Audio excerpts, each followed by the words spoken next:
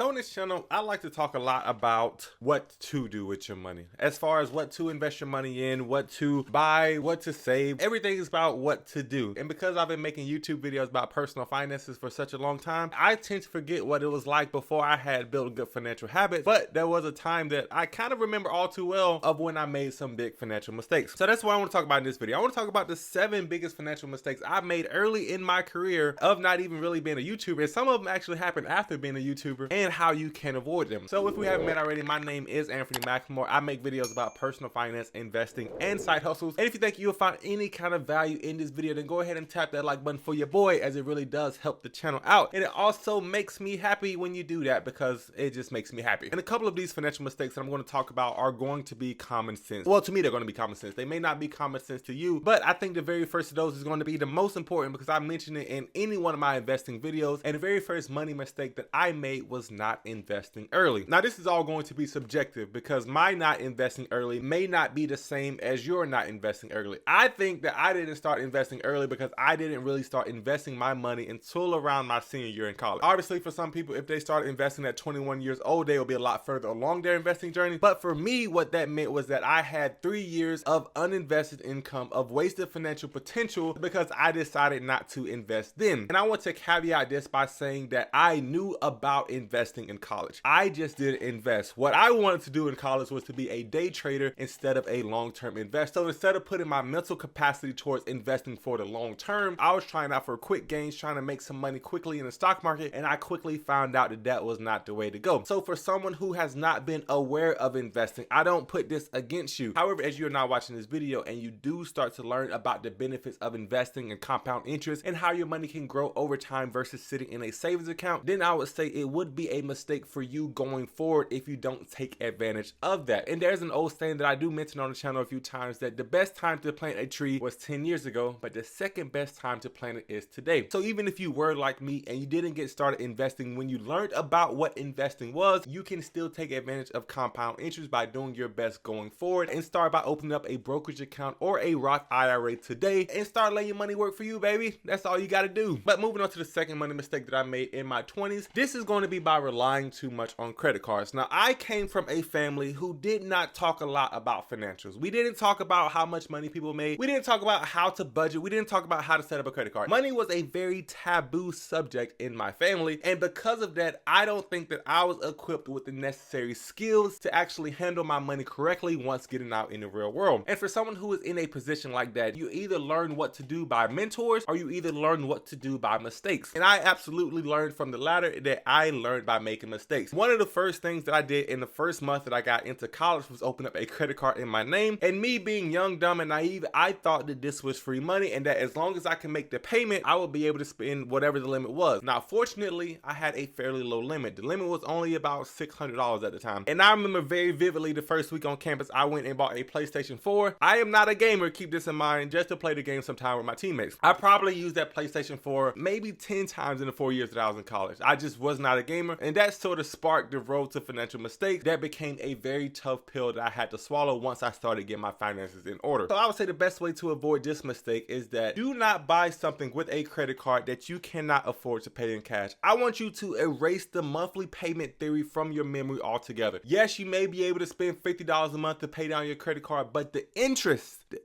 that you'll be paying on that credit card, on that item that you bought, you would have been able to buy 2 or 3 of those items by the time you get done paying that off. So while I still use credit cards today, and I do think that credit cards have a benefit in your financial diet, I only spend what I can fully pay off on my credit card at the end of each month. And the reason why I still choose to use credit cards is because I can get the reward points, I can get the travel points for the same money that I was going to spend using a debit card regardless. So the best tip to avoid bad credit card debt is to just treat it like cash. If you can't afford to pay for it out of your checking account right now, then honestly don't buy it at all. There's also another saying that if you can't afford to buy 2 of them right now, then you shouldn't think about buying it. But to each their own. I think that you should start a little bit more conservatively and don't get yourself in credit card debt in the first place. If you do actually find yourself in credit card debt, I think that the first thing that you should do is prioritize paying off that debt before you start investing, because the interest rates on most credit cards are 20 or 30%, and you will realistically earn between 5 and 10% in the stock market on a good year. year. So go ahead and prioritize paying down any credit card debt that you have before you even think about starting to invest your money. But that leads me pretty smoothly into the third money mistake that I made in my 20s. And that one is actually pretty simple, and I hadn't really given much thought to it, but that is by not having a budget. Like I said, I didn't have a good financial background, so I may have been aware of what a budget was, but I didn't think I made enough money to actually justify having a budget, which led me to the overspending on credit cards, which led me to not knowing what to invest my money in. And honestly, it probably held me back a year or two from actually getting financial growth, simply because I didn't know where the money was going. I couldn't visualize how I was spending my money. And at the very beginning of my financial journey, I had my entire budget in a notebook. I had it on pen and paper, and every single month I would write down all of my income and all of my expenses, because that helped the money feel real to me. Nowadays I use an Excel spreadsheet because it keeps it a lot more simpler, but way back when it was absolutely on pen and paper. And I would recommend that no matter what type of budget that you feel comfortable using, whether it's pen and paper like I used to do, or whether it's an Excel spreadsheet, or whether it's one of those personal finance and budgeting apps like Mint or Personal Capital, being able to actually see where your money is going, actually see how much money you're bringing in, is going to do wonders in motivating you to spend your money more wisely. If you see that 25% of your money is going towards McDonald's every single month, then you may be thinking to yourself, how much of that money could actually be benefiting my future instead of going towards McDonald's, when I don't even love the meals that I get from there anyway. And for me, I remember very vividly when I started creating my budget, one of the things that upset me the most was all of the debt payments that I had. I had medical bill payments, I had a couple of car loans, and of course credit card payments. And when I saw how much money I could be saving if I didn't have all those debt payments, I immediately began putting any extra income that I had towards those debt payments to free up that cash flow. And that habit has actually proved to be very fruitful, because since then I have kept the debt to a little bit of a minimum. I do have a little bit more I need to pay off, unfortunately, with some cars I bought in the past couple of years, but other than that, no credit card debt, and definitely no personal loans or anything like that. And if you're anything like me, as an optimistic investor, as an optimistic personal finance enthusiast, it may be tempting to try to go right into investing when you first learn about it, or right into paying off debt. I know I talked about those two things already, but actually the fourth financial mistake that I made was by not building an emergency fund first before doing all those other activities. And an emergency fund doesn't have to be anything huge. For me, I want to start off with $1,000 because that's what Dave Ramsey recommends. And the importance of having this is that you never know when you may need that money. It may be tempting to see that you have $1,000 of uninvested cash that's not working for you, but instead I want you to view an emergency fund as a type of insurance for your life, as a type of insurance for your personal finances, so that your life can continue to operate smoothly if something unplanned for happens. For example, me and my family drove 10 hours to Texas recently, and on the way back from Texas to our home, we got a flat tire. And because we have a Tesla, the tires are actually really and unreasonably expensive. They're like $350 a tire. And because you can't necessarily replace one tire when you get a flat, and the flat was in the sidewall so it couldn't be repaired, you have to replace at least two, if not all four if they need it. And that trip, which was only supposed to cost a couple $100, actually ended up costing a couple $1,000 because we had to replace four $350 tires. Now I know you may be saying you could only replace two, but it teaches on. The point is that we had an emergency fund for things like this, that we didn't have to dip into investing, and because that, we did not have to stress when something like that happened. And I think that the best practice to build an emergency fund would be to start off putting all of your extra money into it until you have at least $1,000 saved. After that, you can follow Dave Ramsey tips of paying off your bad debt in the snowball or the avalanche method. But I would say these days, at least have $2,000 in an emergency fund. $1,000 is fine, but $2,000 will actually provide you with a lot more security for almost any minor inconvenience that you can have. That covers flat tires, that covers car repairs, that covers most accidents at home. So $2,000 should be your goal. And if you break that down over the course of 1 year, that's saving a little bit more than $150 to $175 a month. But moving on to the fifth money mistake that I made early in my career, and this actually started after I left college when I already thought I was some kind of financial guru, and this was by not prioritizing my retirement savings first. And I honestly don't know why I didn't prioritize my retirement savings. I think that I was so business oriented that my income ceiling would increase so much to the point that it would outpace any contributions that I added to it. But I began to realize that even if my income were to outpace any contributions that I put into my retirement savings, the habit of putting money into retirement savings is still extremely beneficial. And by retirement savings, I mean 401k contributions, I mean Roth IRA contributions, and also if you have the money for traditional IRA contributions. So for any retirement video that I have made here on the channel, I have always talked about the importance of opening up a Roth IRA as early as possible so that you can take advantage of compound interest and you can take advantage of the annual contribution limit that the government puts on your Roth IRA. I think the first video that I actually made here on the channel was me having a $20,000 portfolio in Charles Schwab or something like that. And since then, the portfolio has done really well. I made a few updates to it. Maybe one day I'll make another update update video about my entire investing portfolio, about exactly how much I have invested in the stock market. And the reason why I stopped making those videos is that I want to shift my content more towards people getting started and not to be boastful or anything about how much I have invested. So that's why my content these days relates directly to the people who are just getting started investing. However, the 6th money mistake that I just suffered from recently, and this happened probably in the last 2 years, was spending too much on lifestyle inflation. Now, this actually hurts my heart to talk about because I was always the one to say, don't increase your lifestyle when you make more money. Don't do this, don't do that. And one of the first things I did when I started making a substantial amount of money, I should say, was buy 2 Tesla Model Ys that to this day I still love. I love both of them. I would never sell them, and one of them is actually paid off. But the cost on those cars were over $125,000. I've already paid off one of them, and one of them still has about $30,000 left on it. But in my head, I'm sort of kicking myself to think that that $125,000 could have went towards other great causes for my financial future, and the only reason why I got them was due to the lifestyle inflation. So hopefully that doesn't bite me in the butt 20, 30, 40 years from now, and I'm still able to reach the goals that I have for myself. But at the end of the day, even the people who talk about finances all day can still succumb to temptation and still make dumb money purchases, as I have done and probably will do in the future. So don't make the same mistake that I did.